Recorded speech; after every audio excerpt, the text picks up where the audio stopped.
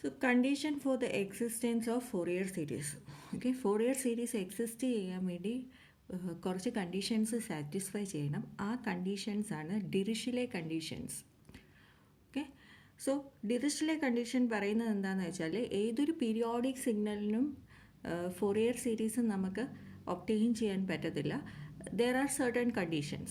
Okay, so the first condition എന്ന് പറയുന്നത് signal should have finite number of maxima and minima over the range of time period.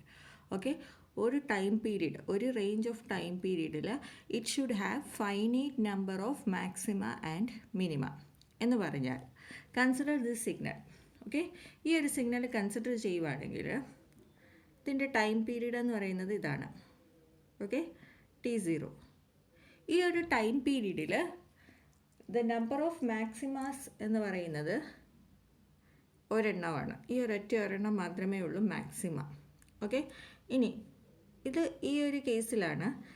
ഇനി ഈ ഒരു time period എടുക്കുകയാണെങ്കിൽ അതും T0 തന്നെയാണ്. നമ്പർ ഓഫ് മിനിമ എന്ന് പറയുന്നത് 1 ആണ്. ഓക്കെ, സോ 1 മാക്സിമയും 1 മിനിമയുമേ ഉള്ളൂ ഒരു പർട്ടിക്കുലർ ടൈം പീരീഡ് കൺസിഡർ ചെയ്യുവാണെങ്കിൽ. So the signal is having finite number of maxima and minima. Okay, finite number എന്ന് പറഞ്ഞിട്ടുള്ളൂ, 1 എന്നല്ല പറഞ്ഞേക്കുന്നത്. സോ ഫൈനൈറ്റ് നമ്പർ എന്ന് വെച്ചാൽ ഒരു fixed number of maximas and minimas allowed ആണ് over a particular range of time period. അങ്ങനെയുള്ള സിഗ്നൽസിനെ മാത്രമേ എന്തുള്ളൂ നമുക്ക് ഫോറിയർ സീരീസ് റെപ്രസെൻറ്റേഷൻ എടുക്കാൻ പറ്റത്തുള്ളൂ. Okay, so consider this signal. Okay, ഈ ഒരു ടൈം പീരീഡ് കൺസിഡർ ചെയ്യുവാണെങ്കിൽ ഈ ഒരു ടൈം പീരീഡ് കൺസിഡർ ചെയ്യുവാണെങ്കിൽ നമ്പർ ഓഫ് മാക്സിമാസ് എന്ന് പറയുന്നത് ഇൻഫിനിറ്റ് ആണ്. ഓക്കെ, നമ്പർ ഓഫ് മാക്സിമാസ് എന്ന് പറയുന്നത് ഇൻഫിനിറ്റ് ആണ്. ഓക്കെ, ഞാനിവിടെ വരച്ചിരിക്കുന്നതുകൊണ്ടാണ് അത് കുറച്ച് കൂടുതലുണ്ടെന്ന് വിചാരിച്ചാൽ മതി. നമ്പർ ഓഫ് മാക്സിമാസ് എന്ന് പറയുന്നത് ഫൈനൈറ്റ് അല്ല, ഇൻഫൈനൈറ്റ് ആണ്. അതുമല്ല ടൈം പീരീഡ്, ഓരോ സൈക്കിളിൻ്റെയും ടൈം പീരീഡ് ഇവിടെ വ്യത്യസ്തവുമാണ്. ഓക്കെ, സോ ഈ ഒരു സിഗ്നലിന് നമുക്ക് പീരിയോഡിക് സിഗ്നലായിട്ട് കൺസിഡർ ചെയ്യാമെങ്കിലും it cannot be represented by Fourier series. So condition 1 പറയുന്നത് signal should have finite number of maximas and minimas. Okay, ഇനി ഈ ഒരു സൈൻ വേവ് കൺസിഡർ ചെയ്യുവാണെങ്കിൽ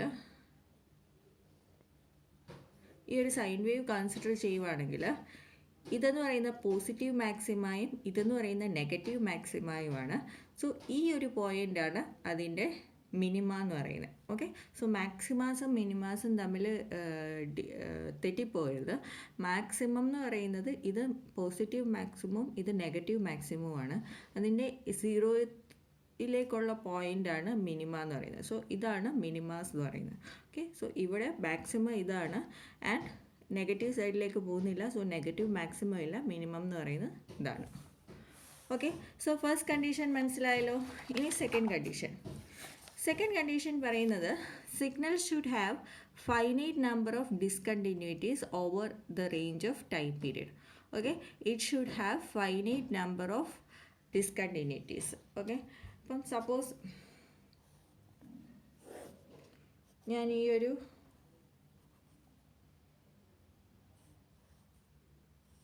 സിഗ്നൽ എടുക്കുകയാണ്.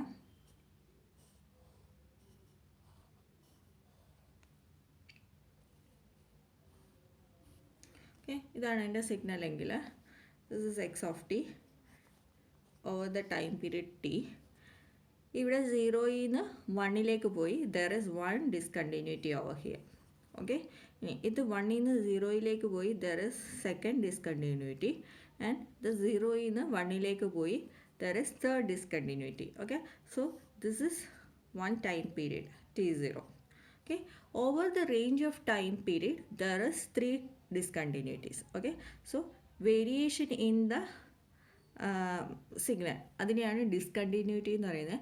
ആ discontinuity over the range of time period should be finite number, അതാണ് പറയുന്നത്. Okay, so ഇവിടെ signal is having 3 discontinuities.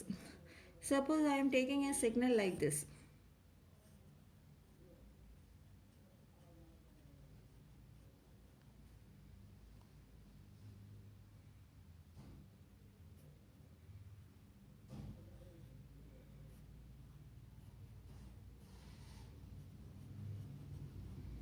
Okay, if this is the signal x of t, it is periodic, that is after a particular time period it repeats itself. Okay, but the number of discontinuities is infinite. Okay, so number of discontinuities എന്ന് പറയുന്നത് infinite ആണ് ഈ ഒരു കേസിൽ. Hence this signal cannot be represented by Fourier series. So Fourier series represent ചെയ്യാനുള്ള second condition എന്ന് പറയുന്നത് signal should have finite number of discontinuities over the range of time period. ഒരു particular time period it should have finite number of discontinuities. Okay. Now the third condition is signal should be absolutely integrable over the time period അല്ലെങ്കിൽ over the range of time period. Okay, so absolutely integrable ആയിരിക്കണം. Okay, absolutely integrable എന്ന് പറഞ്ഞാൽ എന്താണ്? 0 to t0 x of t dt should be finite അല്ലെങ്കിൽ should be less than infinity. Okay, അതാണ് absolutely integrable over the time period range എന്ന് പറയുന്നത്. that is 0 to t0 x of t dt should be less than infinity. that is it should be ഈ ഒരു integrate ചെയ്യുമ്പോൾ കിട്ടുന്ന value എന്ന് പറയുന്നത് finite ആയിരിക്കണം. Okay, it should not be infinity. അപ്പം if we are taking the same signal, this one integral ചെയ്യുമ്പം over the time period, okay, this t0 എന്ന് പറയുമ്പോൾ കിട്ടുന്നത് ഇത് a ആണെങ്കിൽ a/2 എന്നായിരിക്കും. Okay, it is absolutely integrable ആണ്. ഓക്കെ, absolutely integrable ആണ്. സോ അതുകൊണ്ട് this signal is can be represented as Fourier series. Okay, ഇനി suppose the signal is like this.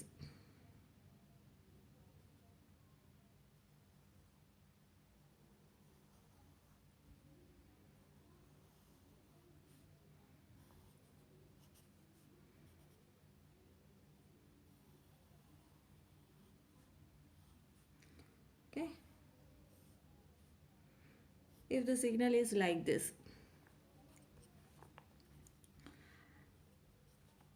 ഇതിൻ്റെ മാഗ്നിറ്റ്യൂഡ് ടെൻസ് ടു ഇൻഫിനിറ്റി ആണ്.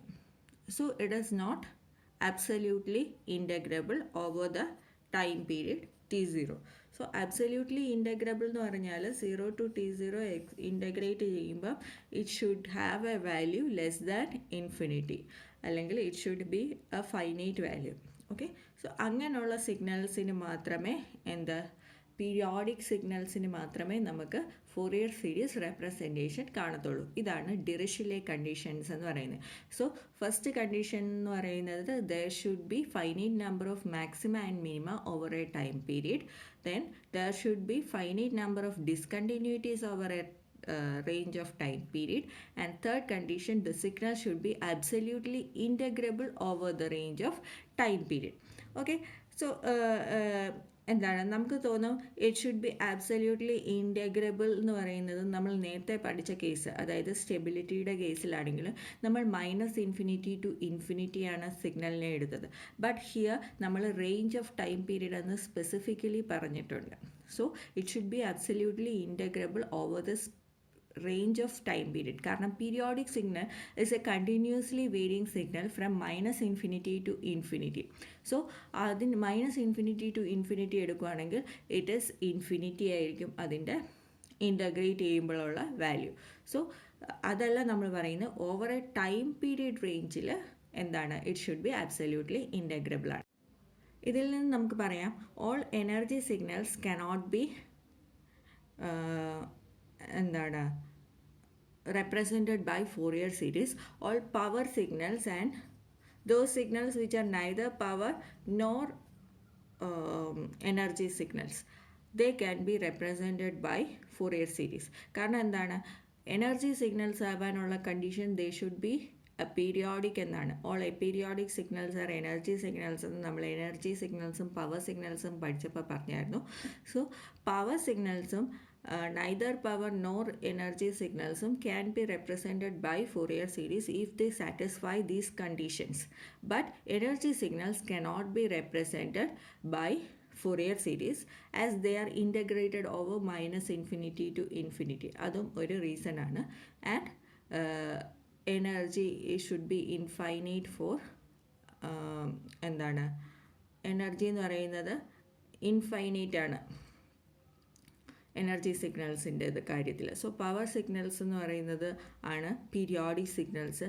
Periodic signals ആണ് energy signals. നമ്മളത് power സിഗ്നൽസും energy സിഗ്നൽസും പഠിച്ചപ്പോൾ കണ്ടായിരുന്നു. സോ ആ ഒരു കാര്യം കൂടെ ഇത് ചെയ്യുമ്പോൾ ഓർത്തിരിക്കാം. നൗ